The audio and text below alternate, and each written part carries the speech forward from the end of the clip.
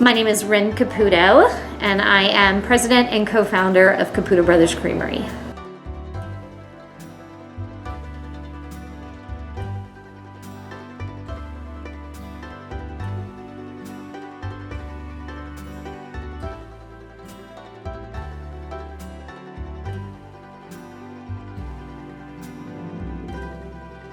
So the Caputo brothers are our sons. People ask me all the time if I'm married to a Caputo brother, and I say no, but I did give birth to them.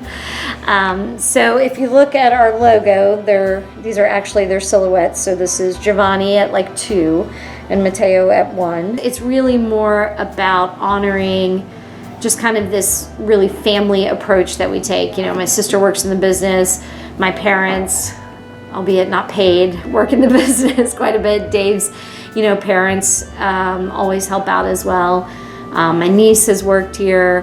When we have a big project, like we were just on Good Morning America and we had a ton of cheese that we had to ship out, the boys are there, even at 11 and 12 years old. My husband Dave and I went to culinary school in Italy in 2006. We had been working corporate jobs. I was in IT and he was in pharmaceutical sales, and we just kind of were looking to do something different. So 6 months after we got married, we quit our jobs, put everything in storage, moved to Italy, and the dream was that we would have a restaurant, that we would become chefs, and that we would come back and open a traditional Italian restaurant. Even though we learned to make cheese while we were in culinary school, I don't think it really occurred to us that that's what we were going to do until we came back to the U.S.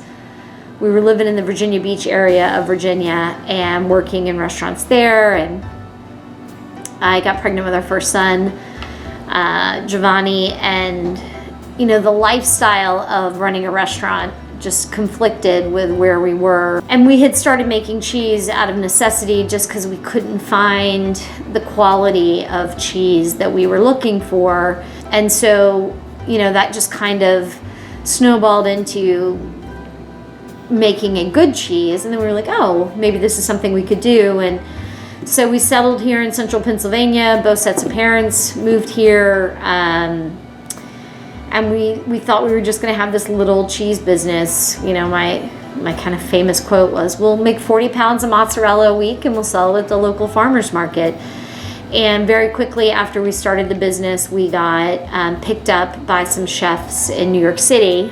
And so things just grew much more quickly than we thought they would. And that's 10 years ago now. So this July will be 10 years since we started the business. And it's just been quite a ride. But our intention has always been to stay true to the way that the Italians make mozzarella and make ricotta, which we have done, and support local dairy farmers while we do that. So we do ask our dairy farmers to make a better quality milk. They have to be animal welfare approved, access to pasture, non-GMO feed. They have to really focus on the health and well-being of the animal and harvesting the milk in a really clean way, and a lot of sustainable agricultural practices. But we feel if we're going to ask the farmers to do more, then it's our responsibility to provide a sustainable economic environment for those dairy farmers.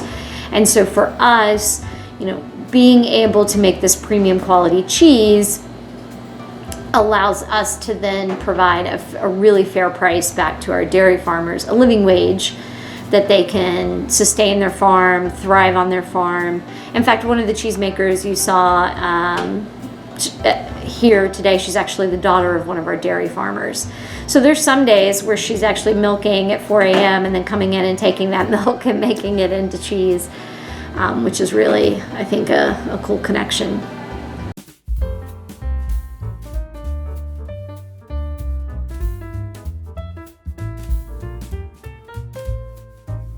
All of our cheeses are made here, yep. This is our only production facility, so we do all of the production here, and then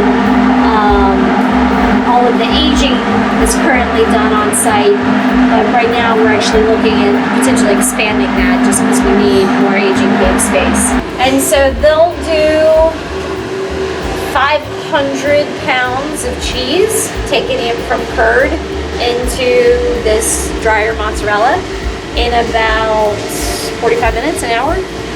It used to take us about 72 labor hours to do what we can now do with 2 labor hours with that machine. So we get the milk from local dairy farms, and then we pasteurize it. It goes into this vat here, and then we make it into the curd that you see on the table there. And once we make the curd, today at least, and it can go into lots of different cheeses, but today they're actually making a cheese called Fior di Pizza, which is like a drier mozzarella that our pizzerias use. So you can kind of see Brock is doing it here. He's taking the curd and he's putting, see where the water's kind of overflowing there? That's because that kind of flat surface that's there is a chopper actually. So the curd will come in, it'll chop, chop, chop, chop, chop, and then it goes across through an auger that has hot water going over it. And then it stretches. There's actually arms in there that'll stretch it out. And Becca, who's on this end, is actually the cheese that's being extruded into a big tube that'll make a whole form of cheese. And you'll see the form she's holding in her hand right now is empty, and watch when she turns around. So this is Kyle, and he's actually working on ricotta. So as the curds come out and go on the table, the whey, right, so you have milk, curds and whey are made. The whey actually gets skimmed and put into those vats. And see the pipe coming down? That's actually steam, direct inject steam, culinary steam that's been filtered, so it goes right into the whey. Think about it like a big cappuccino. And so that's what we hear, that's from it heating up. So it'll re-cook the whey, and that's what ricotta means in Italian. Most American ricotta makers use vinegar or citric acid. We actually don't use any vinegar or citric acid here. We make it the traditional way. And so when we re-cook the whey, we just add a little bit of salt and salamoia, which is a little bit of it's a byproduct from salt making. And what that does is when it gets to 190 degrees, the albumin protein comes out and it actually comes up to the top, and we skim it and fill it into the containers that you see on the table there. So we get 2 cheeses out of 1 thing of milk. We get mozzarella curd, and then when we re-cook the whey, we get ricotta. Fresh ricotta, we actually have square baskets, and that'll go directly out to restaurants, or we have smaller ones that will go to retail shops like Giant. What he's doing there is he's taking the fresh ricotta and putting it in a form that'll be about 8 pounds. That's what he's weighing, so when he knows he's got to that 8-pound mark. And he'll let that sit overnight. That'll compress from 8 pounds down to about 6. They'll come in and they'll put weights in them that'll press it to really make it come together, and that'll get it down to about 4 pounds.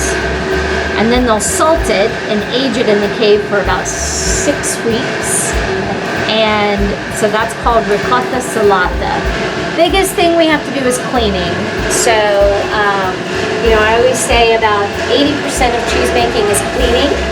20% of cheese making is actually making the cheese. But you'll see now that they have this done, they'll actually start the rinse down process, and then we'll actually start scrubbing everything. And by the end of the day, this floor will be where you can eat off of it. And this is the big angel cakes. Oh my God. So these are the brine cakes here. We brine everything in. And then these are all either Gouda or Troganator or perpetual beer cheese. So you can see we need more space. So this is where the milk comes in. The truck pulls up in the middle of the night, and actually, so we have 2 dairy farms currently that we're getting milk from. Sometimes it's more, but right now it's 2. And so the trucks go to the farm, pick up the milk, and then they come here, open this up. This can hold 4,000 gallons of milk. Yeah. And then that's when Eric will actually do the pasteurizer and brings it out here. Last but not least, once we have all the cheese made, it's got to go somewhere. This is our warehouse and our shipping area. Cheese will come out from the Creamery and get packed up here. This is Hannah. She actually handles all of our shipping. So these are all cooler boxes. These big ones like this will go to our wholesale customers. Anywhere from, we have a pizzeria in Alaska we ship to. We have Memphis, Nashville, New York, Hanover. It just depends on who orders what. And then these are our retail shippers. We have smaller ones too, but so, you know, throughout the day, Hannah will actually be packing up orders, and then she'll fill them up here, and FedEx shows up every day and takes them off into the world. We do also have a couple of farmers markets that we supply. I think this year we're going to be doing 6 or 7 farmers markets in the kind of DC, Baltimore area. And then we have curbside pickups, so like the person who was just there, people can order online and then show up here, and Monday through Friday. And we just started DoorDash. That's a thing, I know. That people can actually hop online and during hours and have it brought right to their door. Yeah, I mean, March of last year, March 13th through the 16th of 2020 will be 3 days that I will remember the rest of my life. You know, the kids got pulled out of school. We had started postponing we run culinary tours to Italy, all of which have been postponed. We used to have a restaurant here at the Creamery. We shut that down to protect our cheesemakers, right? Because if we don't buy the milk from the dairy farmers that we support, they can't sell it to anybody else. And so we had to keep going when everybody else was like, oh, just go home, stay home. We had to be here every day making cheese. All of our restaurants were shut down. Literally in 3 days, we lost pretty much every ounce of business we had. And we just said, well, we got to keep making cheese. And we took the money that we had in the bank and just kept paying people and kept buying milk and stockpiled cheese with the hope that we would figure it out. And we actually got a phone call from one of the local healthcare companies who said, do you think you could do a virtual mozzarella making class for us? And we were like, no, we can't do mozzarella making classes virtually. How would we possibly do that? And they said, well, you could probably do it on Zoom, you know, logging on to the like test account to see, okay, maybe we can make this work. We'll ship them the cheese and then they can stretch along with us. And it was such a success, and it was actually much easier than we had thought it was going to be. And we said, well, let's just put a class up there and see if anybody's interested in it. And, you know, I remember making the comment, you know, it's not going to save the business, but maybe it'll keep the lights on and we can pay people a little longer. And when Good Morning America called and said, hey, we want to feature you and sell 13,000 virtual mozzarella kits, we said, okay, yeah, let's figure that out. And we did it, and it literally saved the business. We also bought a herd of water buffalo in the middle of coronavirus and put that herd on one of our dairy farms.